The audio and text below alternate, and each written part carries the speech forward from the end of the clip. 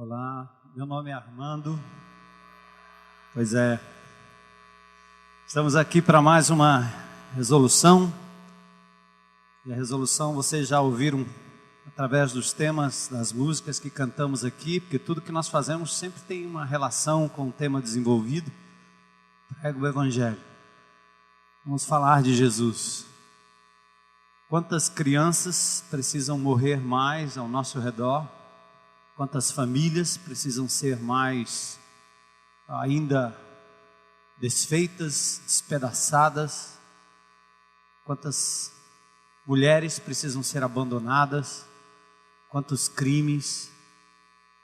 Quantos bandidos ainda vão nascer nos palácios, nos condomínios e nas favelas, para que a gente depois fique culpando o governo, a polícia, a segurança, os juízes, a justiça? Nós somos o único povo na terra que é capaz de frear essa loucura através da pregação do Evangelho de Jesus. Nós precisamos ter essa consciência. Quando a gente vê a crueldade de um homem que é capaz de dilacerar uma criança, nós temos que ter a consciência que se não for o Senhor agindo na nossa vida, nós talvez seríamos da mesma forma, cometendo outros crimes, tão terríveis quanto. Mas Jesus entrou na nossa vida e nos transformou. Isso não nos faz diferentes de ninguém mais, mas faz com que a diferença que Jesus fez na nossa vida provoque no nosso coração amor, misericórdia, a fim de que a gente fale para o maior número de pessoas possível.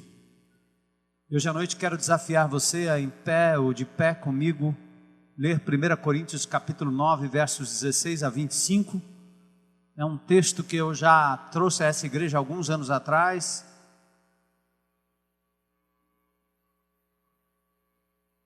E nós vamos ler juntos dos versos 16 a 25.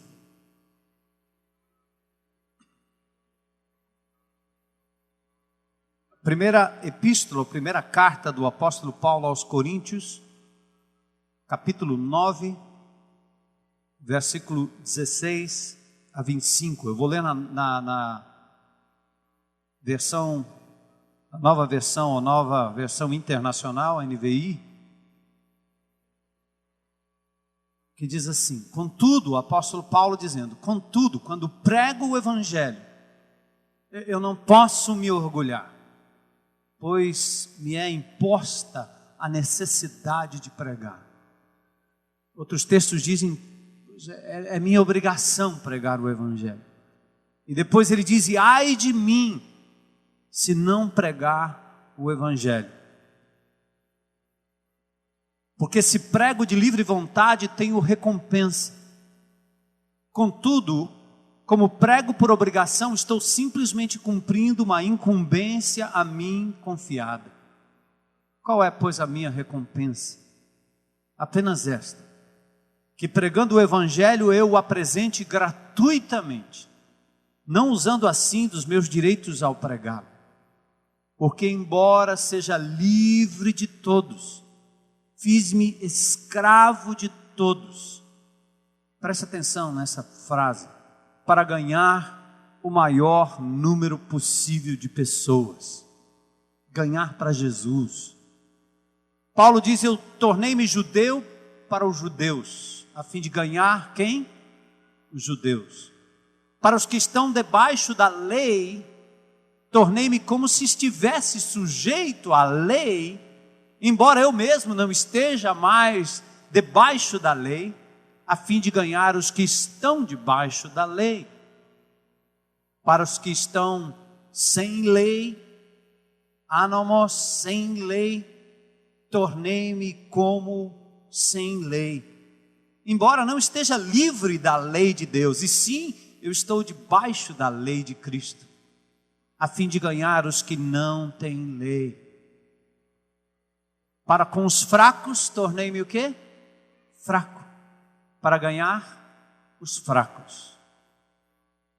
Tornei-me tudo para com todos, para de algum modo salvar alguns. Faço tudo isso por causa do Evangelho, para ser coparticipante dele. Vocês não sabem de que todos os que correm no estádio, apenas um ganha o prêmio? Então corram de tal modo que alcancem o prêmio. Todos os que competem nos jogos se submetem a um treinamento rigoroso para obter uma coroa que logo perece. Mas nós o fazemos para ganhar uma coroa que dura para sempre. O apóstolo Paulo está querendo dizer que é preciso disciplina para cumprir a missão que o Senhor nos deu. O bastão nos foi passado, como falamos na nossa virada de ano aqui na igreja. Agora chegou a nossa vez, agora é a nossa hora. Esse é o nosso momento. Para alguns o tempo está passando, para outros o tempo é agora. Tempo é este de falarmos do amor de Jesus com paixão, com compaixão, com amor, com compromisso. Vamos orar. Deus, nessa tarde e noite, que a presença do Teu Espírito aqui, Senhor, que a unção poderosa da Tua palavra e do Teu Espírito que foi lida, o Espírito que está em nós, nos leve a assumirmos um compromisso, Senhor, de jamais apontarmos para as consequências dos pecados humanos, jamais sermos agentes da condenação, mas sermos, Senhor, agentes da salvação em Cristo Jesus. Que o nosso coração pulse como o Seu coração, Jesus. Que os nossos olhos sejam molhados como os Teus olhos. Que a nossa boca fale as Tuas palavras, que as nossas mãos toquem aqueles que precisam como Tuas mãos tocaram, Senhor. Move esta igreja, Jesus. Não para que sejamos mais numerosos do que qualquer outra igreja. Não para que ajuntemos pessoas ao redor de um culto, mas que mais e mais pessoas sejam resgatadas do império das trevas e levadas para o reino do Filho do Teu amor. Que a Tua luz brilhe através de nós. Que a Tua palavra saia da nossa boca como poder para resgatar pessoas do pecado, da servitude, Senhor. Nós Te agradecemos por esta noite, pedimos que o Senhor nos desafie a fazermos isso do nosso jeito, do jeito que o Senhor nos fez, cada um com sua característica, pois é o que nós pedimos nesta noite, em nome de Jesus. Amém. Podem sentar.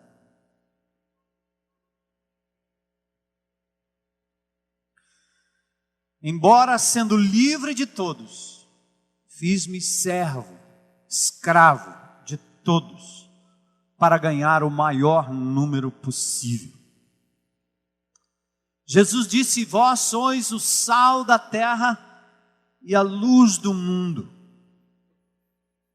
Sal para impedir que esse nosso planeta, essa nossa sociedade apodreça ainda mais. O sal preserva.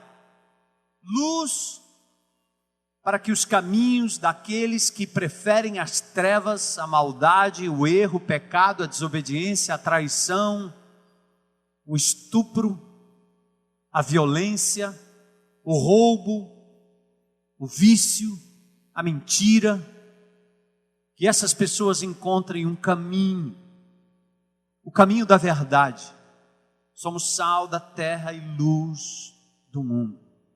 Agora, amados, Deus quer que a gente faça isso do nosso jeito. Nós somos agentes do reino de Deus, que nos ajuntamos aqui para celebrar como grande congregação, que nos ajuntamos em pequenas comunidades, a igreja presente em vários bairros dessa cidade, e que individualmente somos lançados todos os dias pelo Senhor, nos condomínios, no trabalho, na escola, e Ele nos manda e nos envia para que sejamos em cada lugar, do nosso jeito, ao seu modo, com suas características, sal da terra e luz do mundo.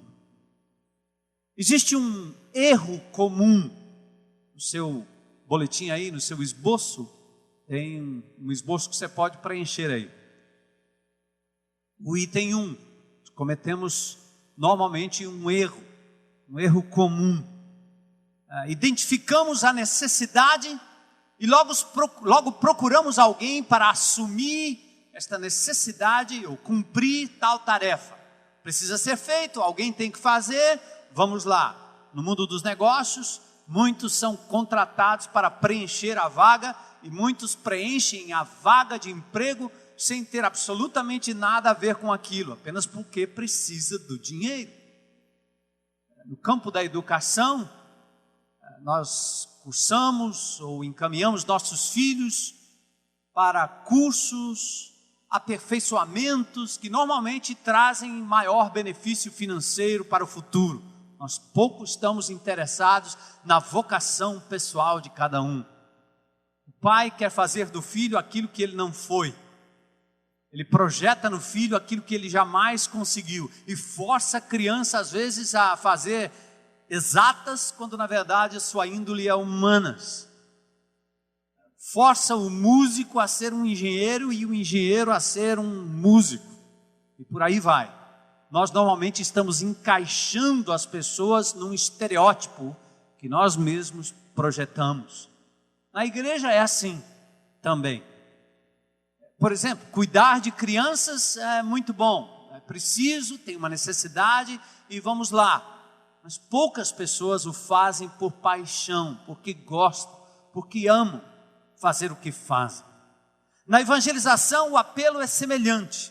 Bem, nós temos pessoas perdidas lá fora, Deus quer que vocês as encontrem, então vamos distribuir folheto, e você tem que pregar na praça, ou arraste-os todos para a igreja, e você fica pensando, mas eu não vou distribuir folheto, eu não tenho jeito de ir na praça e sair pregando, como alguns irmãos o fazem ali pela Praça do Ferreira. E arrastar a gente para a igreja, eu não levo jeito para isso, eu venho de ônibus, eles não vão querer vir comigo. Então, às vezes a gente fica pensando, se eu fosse como Billy Graham, se eu evangelizasse como o pastor fulano, se eu falasse como Malafaia, acho que aí eu ia ganhar muita gente para Jesus.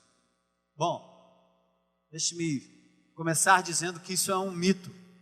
Deus colocou sobre a sua vida em particular uma responsabilidade e ao requerer de você, que você brilhe e salgue a sociedade com o seu evangelho, com o evangelho de Jesus, ao requerer de você, que você seja uma testemunha viva, onde quer que você vá, o Senhor quer usar você como você é, do jeito que você é.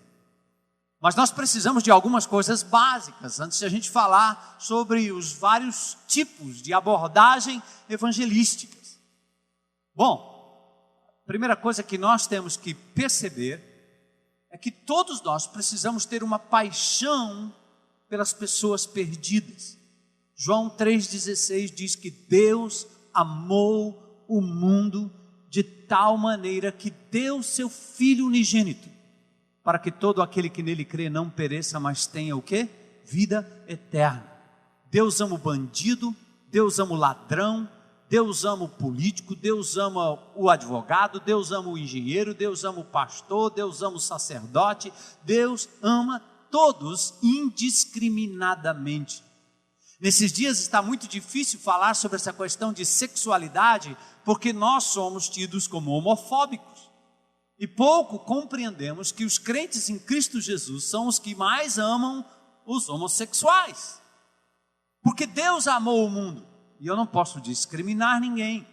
Eu tenho que receber a todos como estão. Para que tenham uma oportunidade de se enquadrarem aquilo que Deus quer que eles sejam. Isso não é homofobia. Homofobia é matar.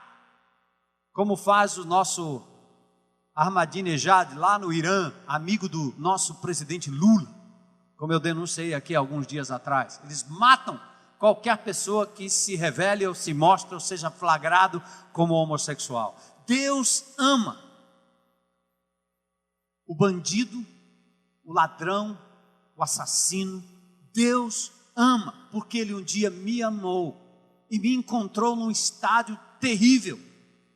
Deus um dia lhe achou também num estado terrível e Ele amou você, aceitou você.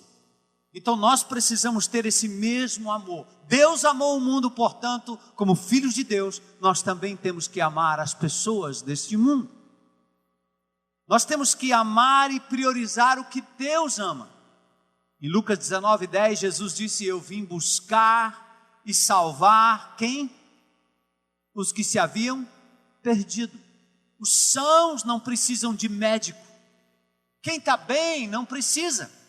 Mas os que estão doentes, estes precisam de médico. Jesus veio para salvar aqueles que carecem, que precisam, que entendem a necessidade de salvação e de ajuda. Outra coisa, sal tem que estar fora do saleiro. Este aqui é um ambiente em que nós nos reunimos como grande congregação, as pequenas comunidades se reúnem aqui, convidamos os nossos amigos, mas nós temos que brilhar, temos que salgar lá fora. Luz no velador, não embaixo da mesa. Sal fora do saleiro. Outra coisa é reconhecer que nós somos responsáveis. Esta é a resolução que eu quero deixar para você neste ano. Olhando para 2010, olhe para frente, esqueça o que passou. Quantas pessoas você levou a Cristo no ano que passou? Quantas pessoas? Quantas pessoas Deus fez passar pela sua vida, pelo seu caminho? Quantas pessoas gravitam ao redor da sua vida? E você nem falou do amor de Jesus. Talvez muitas delas conseguiram lhe levar para as trevas sem que você acendesse sequer um pavio, uma pequena lamparina. Eu de vez em quando ouço aqui as discussões sobre o jovem deve ir à boate ou não deve ir à boate. Eu estava falando no acampamento de adolescentes que qualquer jovem que quiser ir numa boate para pregar Jesus, me convida, que eu vou. Nós vamos junto. Fumaceira louca, gente de todo jeito, confuso, mas ali dentro tem gente que Jesus ama. Para os libertinos, acabaram de ganhar um ingresso para a boate do Éden. Olha, o pastor falou que a gente pode ir na boate, está aí, está liberado, liberou geral. Para com os sem lei, eu me fiz também como se estivessem sem lei, mas não com o fim de me tornar um fora da lei, mas alguém capaz de resgatar os sem lei para a lei de Jesus. Bora, jovens. Para onde quer que você vá, você precisa levar o amor de Jesus. Você é responsável. Olha o que Paulo disse: ai de mim. Mas nós somos pessoas diferentes, não é mesmo? Deus nos deu, somos diferentes pessoas e temos diferentes dons. O Espírito distribui dons espirituais a cada indivíduo como Ele quer. Somos diferentes e temos diferentes dons. Nem todos são evangelistas, que fazem isso o tempo todo, mas todos devem evangelizar. E onde está o segredo? A resposta é cada um do seu jeito. Então eu quero examinar com vocês aqui 6 pessoas, 6 estilos, 6 métodos de evangelismo. Eu espero que vocês acabem se encaixando em algum destes métodos e dizendo: Senhor, eis-me aqui. Eu decido sair desse lugar com o compromisso de ser usado por Ti. Não faça nada, o Espírito de Deus vai agir através de você. Basta que você diga: eis-me aqui. A primeira coisa que Jesus fez lá no início do livro de Atos parecia incoerente. Ele disse para a sua igreja bem nova, para os seus apóstolos e aquele punhadinho de gente, ele disse o seguinte: não saiam de Jerusalém. Ora, você não mandou ir por todo mundo e pregar? Mas ele disse: não saiam daqui. É como se Jesus estivesse aqui hoje à noite e se ele tivesse nos juntado aqui para evangelizar Fortaleza e ele dissesse: ide por todo mundo, e a gente já quisesse sair correndo e pilhando cadeira e vamos embora. Mas ele disse em seguida: olha, faça o seguinte, não saiam daqui, para. Como diz, não se bulam. Fiquem aí quietinhos. Até que do alto vocês sejam revestidos de quê? De poder do Espírito Santo. Porque vocês receberão poder ao descer sobre vós o Espírito Santo, e aí sim vocês serão minhas testemunhas em Jerusalém, Judeia, Samaria e até os confins da terra, nos condomínios, nas cidades, nas salas de aula, onde quer que eu os enviar, vocês receberão poder para fazer isso, porque evangelismo não é coisa do intelecto, da cabeça, do homem, da vontade humana, é uma coisa de quem está cheio e pleno do Espírito Santo. Amém, adolescentes? Vocês foram para aquele acampamento e voltaram de lá cheios do Espírito, com o desejo de falar do amor de Jesus. Esta igreja tem sido usada por Deus para isso. Então vamos olhar. Veja qual desses 6 personagens bíblicos você se identifica mais, para se tornar um farol que brilha à noite, uma ponte sobre as águas, um abrigo no deserto, uma seta que acerta o alvo. Não é isso que nós cantamos? Quantos querem ser isso? Em nome de Jesus, digam amém. Glória a Deus. Cada um do seu jeito. Vamos descobrir isso. Fortaleza está prestes a ser invadida por um exército que usa a arma do poder do amor de Jesus. E o exército está aqui, hoje à noite. Eu acredito, Senhor. Eu acredito. O primeiro personagem é Pedro. Pedrão. Cefas, pedra, Pedro. O seu método é confrontador. Pense no Pedro. Pedro era um indivíduo explosivo. O que fazia era sempre sem hesitação e com todas as suas forças. Você conhece alguém assim? Extremo. Ora está lá para cima, ora está lá no buraco. Já viu? Conhece alguém assim? Tem alguém aqui na congregação? Precisa levantar a mão. Você deve estar dizendo, eu sei quem é. Eu conheço, uma meia dúzia.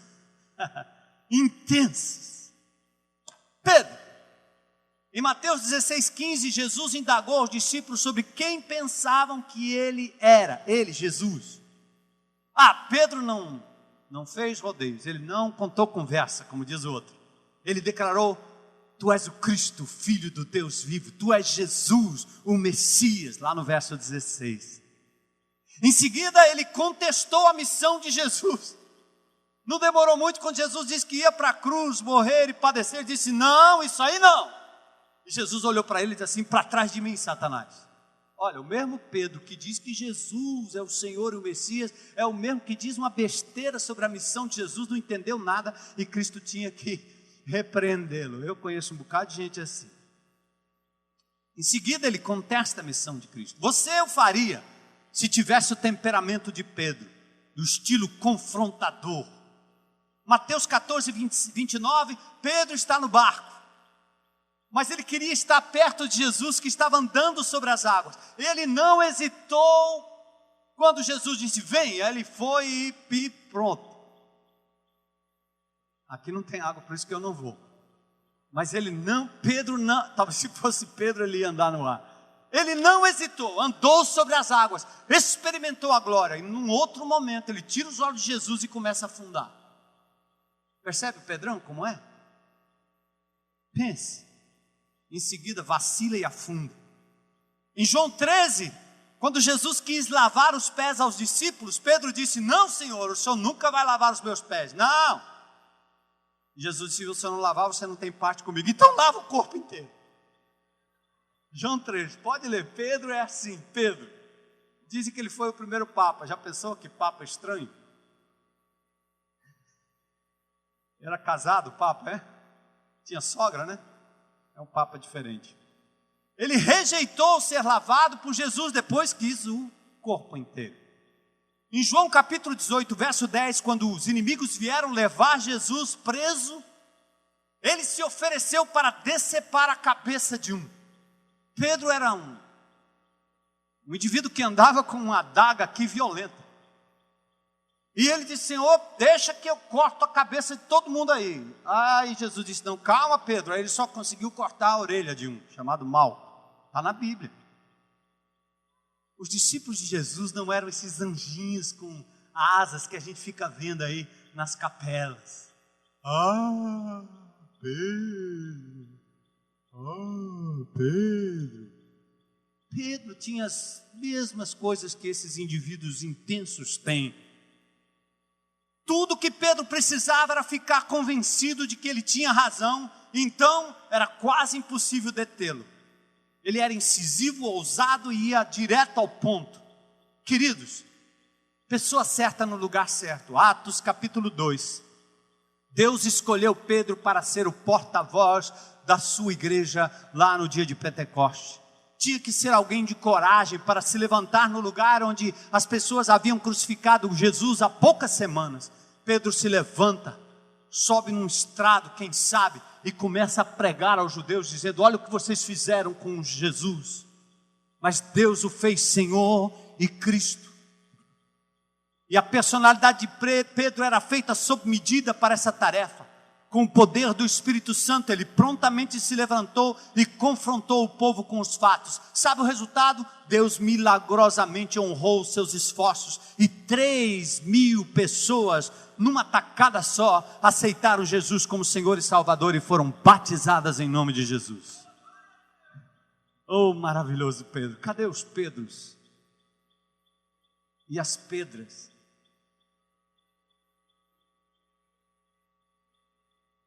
Hoje milhares deixam de seguir a Jesus porque falta um Pedro para falar. Falta uma mulher de coragem para testificar. Faltam homens de coragem para testificarem.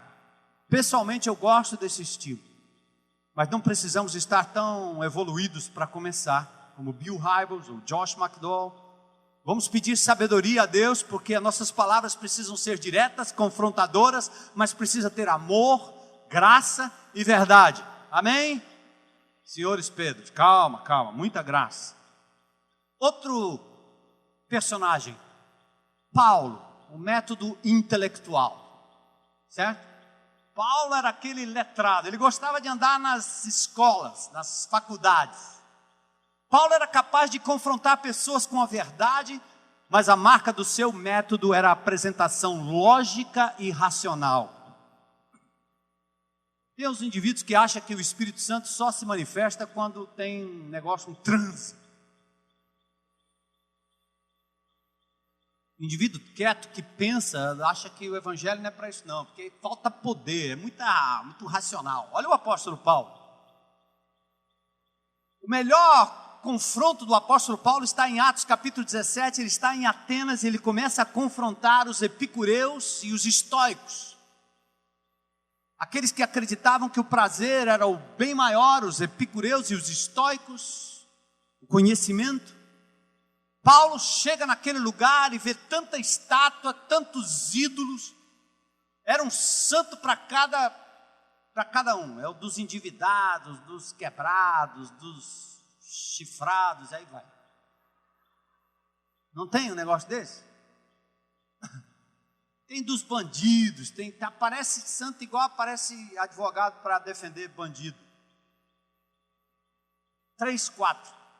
Eu soube de um caso hoje de manhã que eu fiquei muito triste. Se eu pudesse, eu escreveria para a ordem dos advogados. Todo indivíduo tem direito à defesa, mas é impressionante como eles correm atrás da defesa de um indivíduo cruento, cruel, e se esquecem da família. Todo indivíduo tem o direito. Mas o apóstolo Paulo vai ali naquele lugar e encontra uns intelectuais adorando vários deuses, e o que ele faz? Ele parte do ídolo ateniense, ele elogia os camaradas, diga: engraçado, vocês são religiosos. Ele não vai lá e chuta a santa, não. Ele chega lá e diz: que coisa, rapaz, esse altar aqui, olha aí, tem uma luzinha, tem vários aqui. Tem esse santo, essa santa, esse ídolo, aquele ídolo, esse ídolo, outro ídolo, outro ídolo, outro ídolo, outro ídolo, outro ídolo. E tem aqui um ao Deus desconhecido, porque os caras eram tão relativistas, que se aparecer um Deus aí que a gente não conhece, já tem uma estatuazinha para ele, já tem uma coluna aqui, ao Deus desconhecido. Aí Paulo pega esse e diz: esse que vocês não conhecem, é o Senhor do universo, criador de todas as coisas, que determinou os tempos, que tem a misericórdia e a graça para esperar que vocês se arrependam, porque Ele agora enviou o seu Filho. E Paulo começa a pregar no melhor do seu estilo. Seu método foi tão eficiente que alguns de seus ouvintes se tornaram crentes a partir daquele momento. O método de Pedro ali não funcionaria com os filósofos, porque Pedro é pega ou larga. E os filósofos queriam um pouco mais de lógica, que provasse conclusivamente a questão. Sabe de uma coisa? Tem gente no seu círculo de amizade que é exatamente assim. Eles não querem respostas fáceis ou lugares comuns, como, você só precisa aceitar pela fé. O cara olha para você e diz, ridículo. Não, porque Jesus está aí, isso aí é um alienado. Se você não parar para pensar o que ele pensa, como ele pensa, e pegá-los nas suas incoerências, porque o ser humano é incoerente, o saber humano também é incoerente. Paulo tinha essa condição. Há pessoas assim no seu círculo de amizade. Talvez você seja um Paulo. O método intelectual se adapta à sua personalidade. Você é do tipo inquisitivo, que gosta de trabalhar com ideias e evidências. Esse estilo tem se tornado mais e mais importante à medida que nós estamos vivendo numa sociedade secularizada, onde as pessoas estão atrás de mistérios, são gnósticos, são orientalistas, socialistas, islamistas, requerem argumentos poderosos que definem e defendem o Evangelho como a mais coerente de todas as verdades. Jovens lá na sua universidade, para de ouvir aquelas baboseiras, ler a revista Veja e pensar que o Evangelho de Jesus caiu por terra. Para de ficar lendo o livro de Dan Brown e pensando que aquilo ali é a verdade, porque é isso que o povo faz. No Código da Vinci, coisa ridícula. Gente intelectual, gente estudada, em todos os lugares, nos aeroportos, andando por aí, gente de classe, doutores, PhDs, lendo o Código da Vinci, dizendo, está vendo aqui, finalmente foi desmascarado. Baboseiras inventadas por Dan Brown, ficção misturado com alguns fatos, usando evangelhos gnósticos que foram escritos 200 anos depois de Cristo, fantasias cheias de imprecisões. E nós, crentes em Cristo, não temos nem um pouco de trabalho de dar uma lida nessas coisas e conhecer um pouco mais sobre o que Deus fala acerca disso, como a sua palavra ao longo dos anos se consagrou como um cânon, como uma regra, fechando de Gênesis a Apocalipse numa coerência que nenhuma outra literatura tem. Na época aqui nessa igreja nós instruímos o povo de Deus acerca disso. Mas Paulo sabia falar com essas pessoas. E é possível que você também tenha essa mesma argúcia, mesma astúcia, mesmo conhecimento, mesma forma de pensar. Então, amados, chegou a hora. Homens como Josh McDowell, C.S. Lewis, Dr. James Kennedy, Ravi Zacarias, Júlio Severo, Ricardo Marx.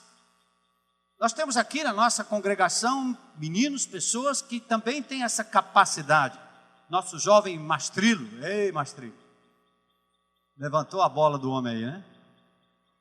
Irmão Maurício Roberto, cadê o Maurício Roberto? Leva o Maurício lá para ver. Não tem romano que fique de pé, certo?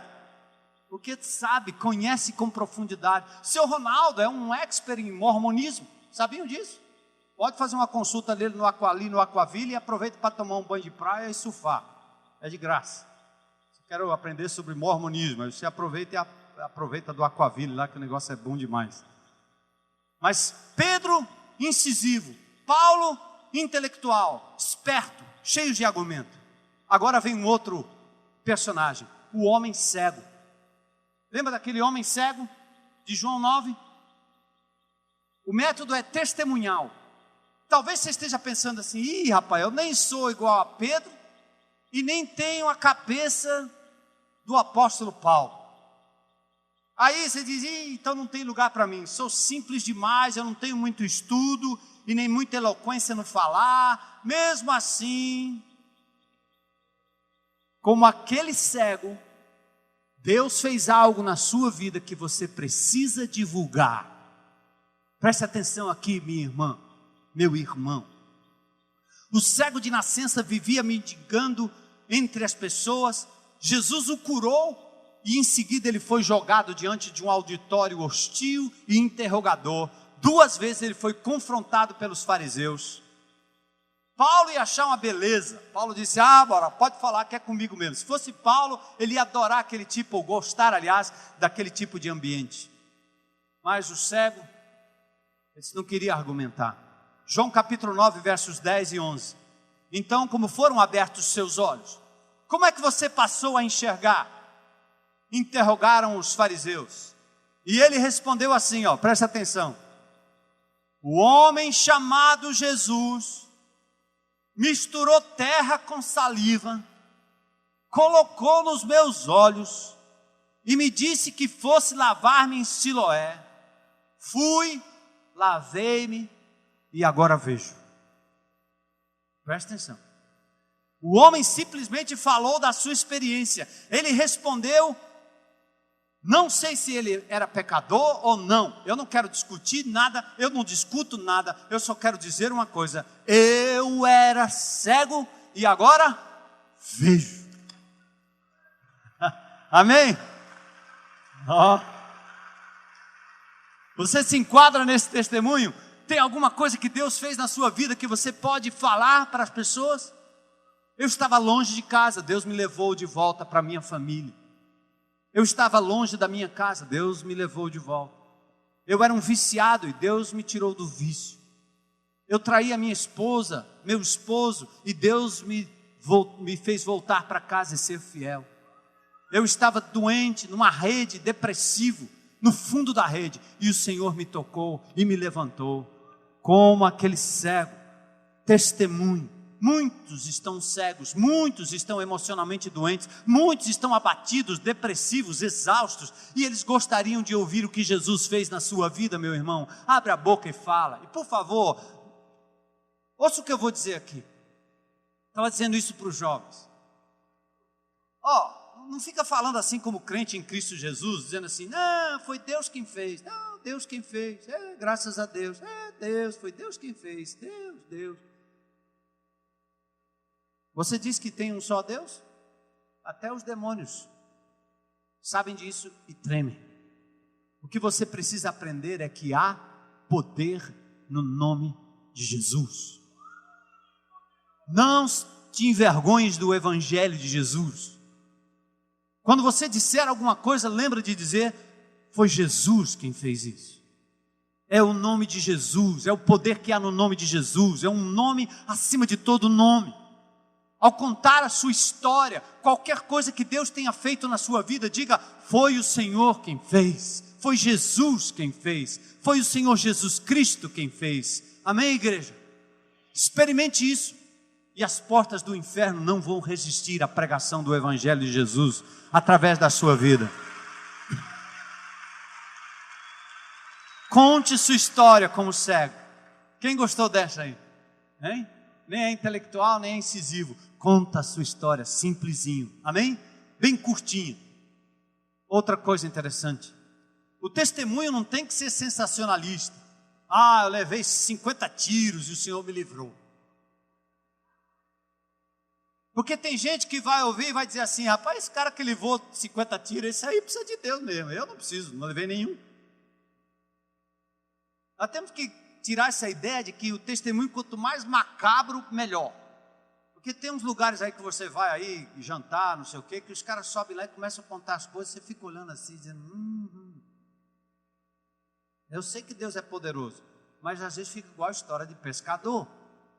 Não aumente, Deus não precisa do aumento da história, certo? Foi um peixe que engoliu Jonas ou foi Jonas que engoliu um peixe? Não troque.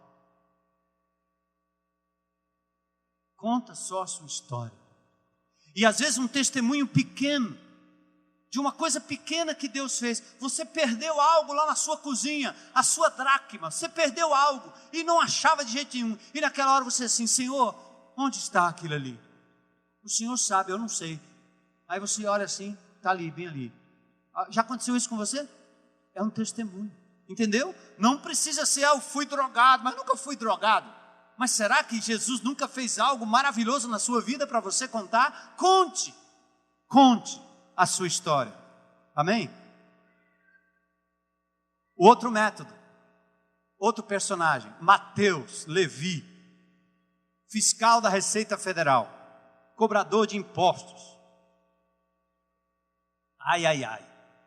Esse é um candidato diferente. Coletores de impostos não eram bem-vindos. Eles não dariam para serem bons evangelistas, porque se eles levantassem na praça para dizer qualquer coisa, ia levar pedrada de todo mundo. Sai para lá, seu ladrão.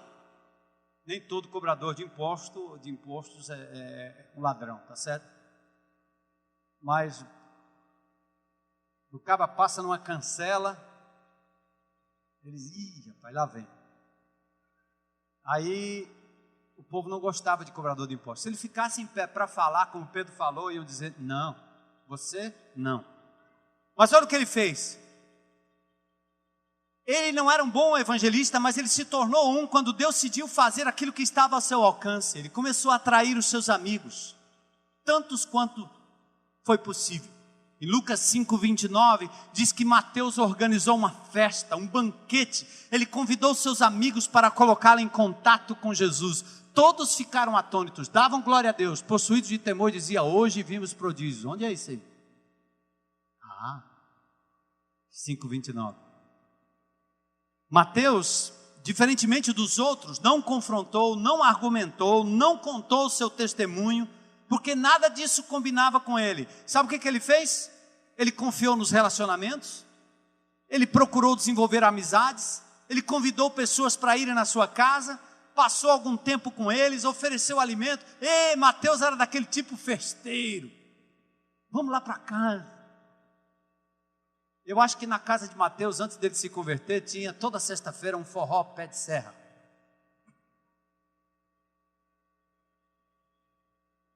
Churrasquinho, não sei o quê. Nada de fritura lá, Mateus. Mas ele fez uma festa. E fez porque se importava com seus amigos. Porque agora ele conheceu o melhor amigo Jesus. E ele queria introduzir os seus amigos a Cristo. Mateus estabeleceu relacionamentos íntegros. Esse tipo de pessoa é hospitaleira, calorosa, comunicativa. A festa era um pretexto, não um fim. Estar juntos tinha um propósito, apresentá-los a Cristo. Vários irmãos em Cristo gostam de festa, gostam de estar no meio dos amigos. Mas é importante que você faça dessas ocasiões aquilo que Mateus fez, um momento para proclamar e exaltar o nome de Jesus. Pause no começo, pause no meio, pause no fim. Fale do amor de Jesus para as pessoas. Bom, individualmente ou no seu grupo pequeno, desenvolva esse estilo. Você se identifica com isso? Então seja intencional. A mulher samaritana é um outro estilo. Quinto, a mulher samaritana tem um método convidativo. Ela é um pouco parecida com Mateus, mas tem uma outra coisa sobre ela. Deus parece que gosta de usar pessoas comuns e simples de maneira surpreendente e emocionante. 3 coisas pesavam contra aquela mulher. Presta atenção, talvez você se enquadre nesse perfil. 3 coisas que pesavam contra ela. Primeiro, ela era samaritana. Ela era samaritana. Pense no negócio. Segundo, naquela época, ela era mulher, discriminada.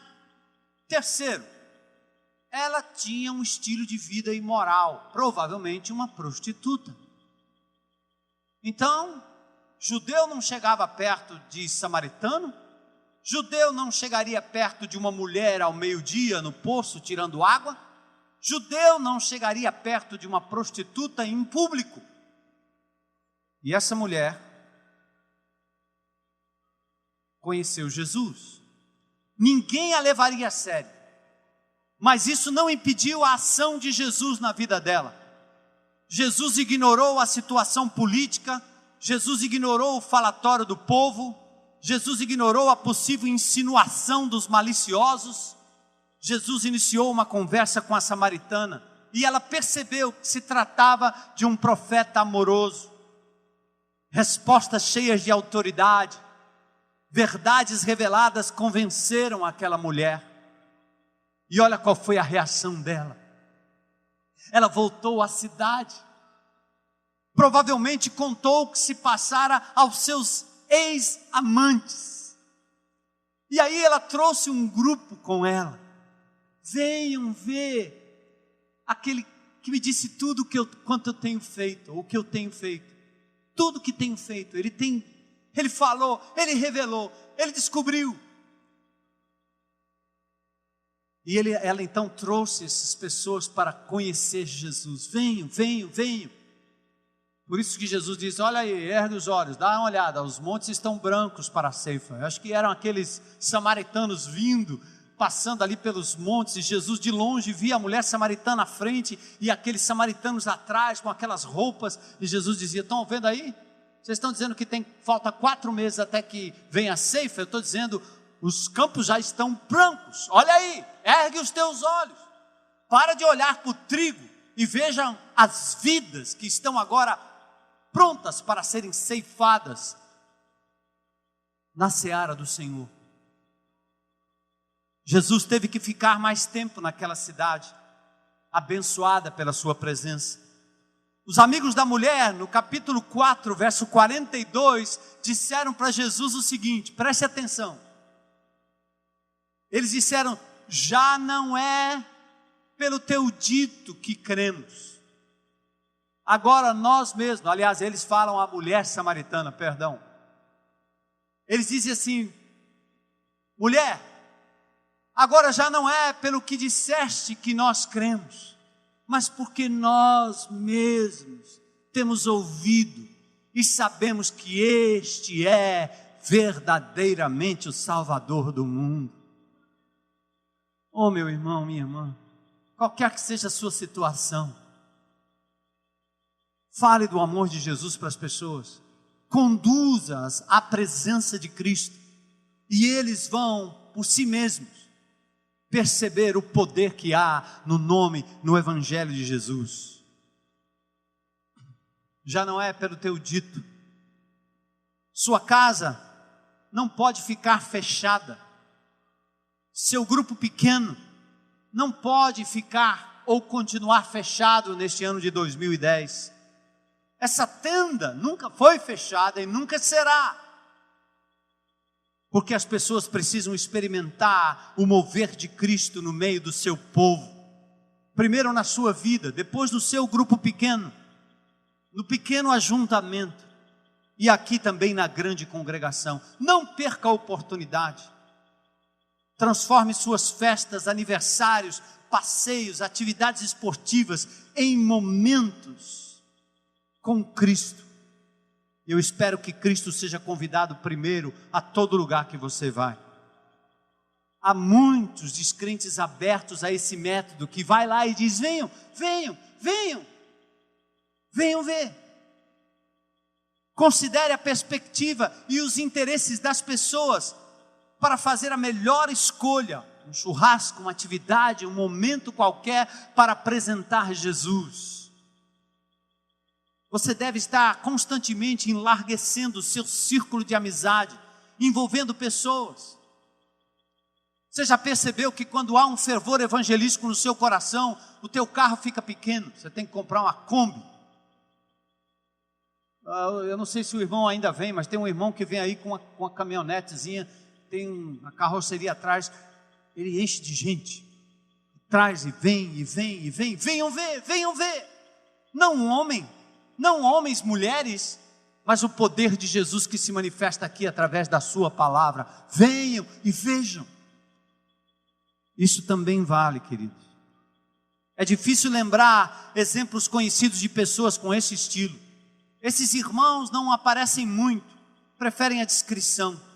Mas quando você vê um deles, provavelmente você vai reconhecer. Eles trazem, eles convidam. Eles não se conformam de ver um grupo pequeno passando 2, 3, 4 anos sem multiplicação, sem crescimento. Eles querem novos filhos para o reino do Senhor. Eles querem mais mais pessoas livradas das trevas. Eles gostam de socorrer os desgarrados. São os heróis desconhecidos que transformam os eventos evangelísticos em sucessos, enchendo-os de pessoas que precisam ouvir a mensagem. Por último, e para terminar, Dorcas, ou Tabita de Jope, o método assistencial.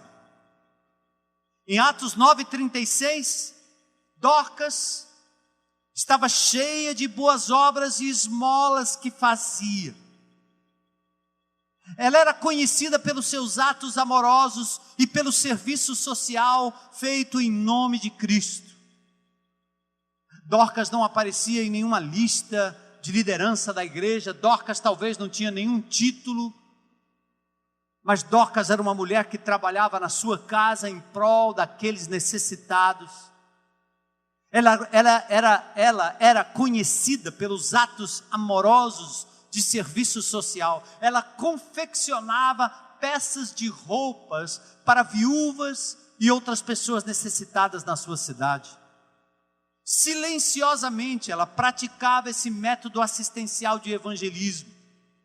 Qualquer um poderia perceber na vida dela o amor de Jesus nas suas atividades. Seu trabalho era tão importante que quando ela morreu prematuramente, Deus enviou Pedro para ressuscitá-la e recolocá-la no serviço.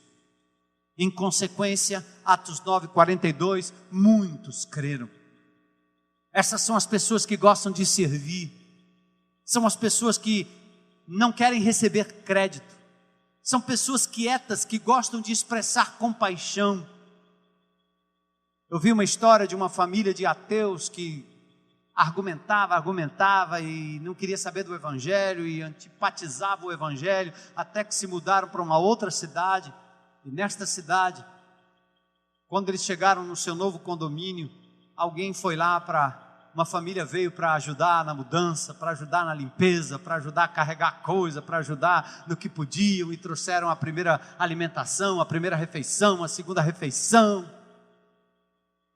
E queridos, esses atos singelos de amor quebraram ou quebrantaram o coração daquele homem ateu e duro, avesso ao evangelho, se tornou um crente em Cristo Jesus. Enquanto a família de alguns aqui talvez estejam cheios de ouvir tanta palavra, tanta pregação, tanta forçação de barra, alguém com um bolinho que faz, alguém com um bordadinho que faz, com coisas simples. Eu acho que Dona Rita também é um outro referencial aqui para nós de Dorcas, porque os presentes que eu já ganhei da Dona Rita são presentes bem pequenininhos, bem bonitinhos, bem aqueles que mais tocam o coração da gente. Sabe aquele bordadinho com um nomezinho? Sabe aquele bolo que você faz? Faça de elementos integrais, por favor. Sabe aquela refeição que você vai levar para alguém? Sabe aquela ajuda que você pode dar? Você pode não ter o conhecimento de Paulo, nem a coragem de Pedro, nem ser como uma mulher samaritana, mas talvez você seja um perito em preparar refeições, consertar carros, bombeiro hidráulico, pedreiro, bordadeira, doceira, enfim. De vez em quando a minha mulher olha para mim e diz assim, ela não diz o nome, mas ela diz assim, você parece Dorcas. Porque quando eu passo num lugar e vejo alguém com o capô aberto do carro, eu quero parar. Para, que eu tenho que ajudar esse pobre coitado, para. Eu já fiz isso várias vezes. O que está acontecendo aí? Não, porque está fervendo, calma, isso aí não tem problema não. Mas moço, o senhor vai ficar aqui? Não, deixa comigo aqui, vamos aqui. Eu achei engraçado, uma vez na praia, ajudei um povo a desatolar um carro lá, estava desatolando, né? Aí eu desatolando, fazendo aquele negócio, e tira para lá e puxa para cá, o carro tinha capotado, uma confusão, o cara foi subir numa duna lá, capotou, e ajuda e tal. O cara ficou tão grato, que ele disse, rapaz, eu estou tão grato a você, que agora você precisa tomar uma cervejinha comigo.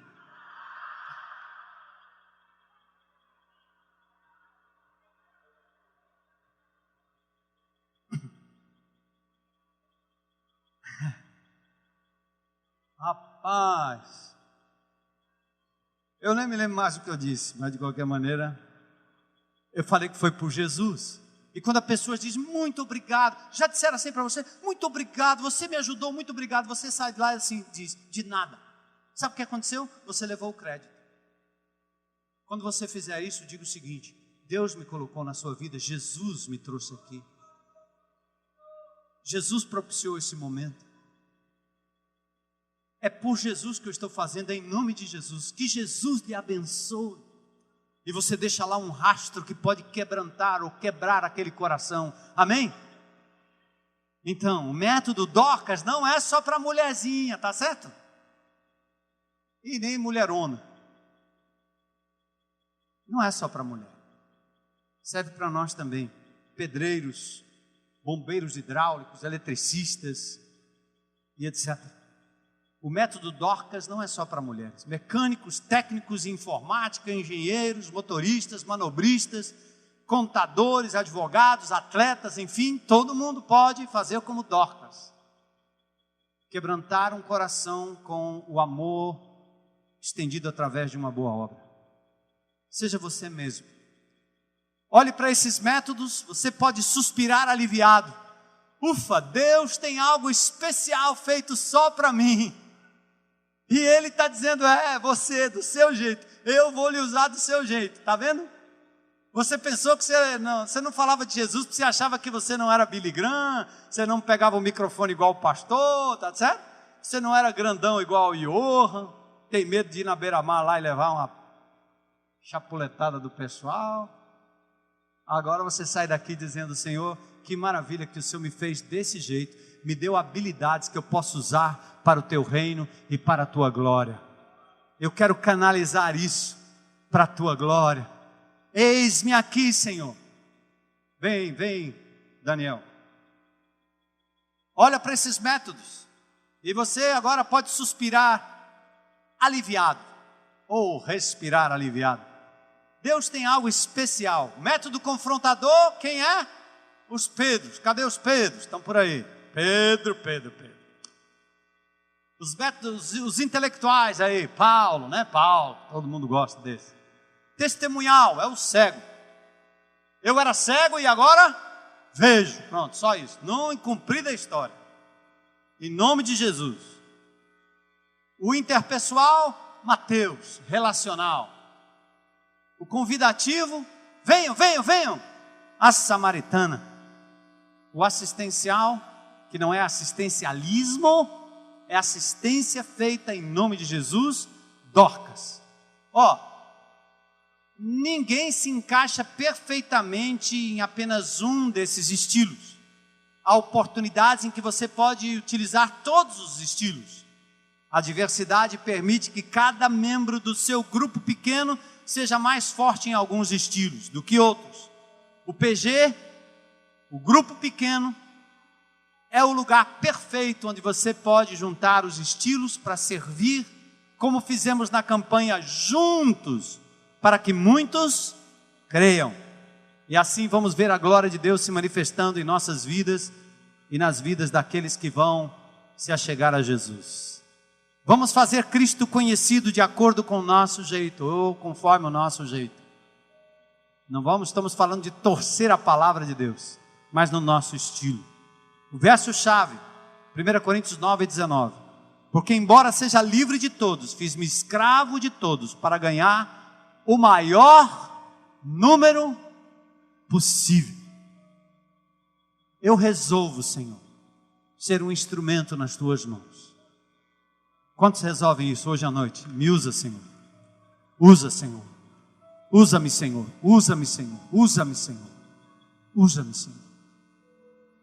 Eu quero perguntar, antes da gente encerrar com um cântico, se tem alguém aqui hoje à noite que foi trazido pelo Senhor Jesus a este lugar para ouvir que é só pela vida de Cristo, pelo sangue de Cristo que nós temos perdão, redenção, libertação, e que Jesus é capaz de curar as tuas feridas, de acabar com os teus medos, de te fazer companhia nos momentos mais difíceis, mas acima de tudo te dar vida eterna. Só Ele amou você. Deus, Pai, amou você de tal maneira que Ele deu o seu próprio Filho, sacrificou o seu próprio Filho, porque Ele amou você de uma forma muito especial. E hoje à noite, talvez você tenha sido convidado por alguém ou veio só para cá, mas eu queria lhe dar uma oportunidade de aberta e publicamente dizer: hoje à noite, eu quero fazer um compromisso com Jesus. Eu creio que Ele é meu Senhor, meu Salvador. Eu recebo hoje como meu Senhor e meu Salvador. Eu quero também proclamar esse amor de Jesus a partir de agora. Tem alguém?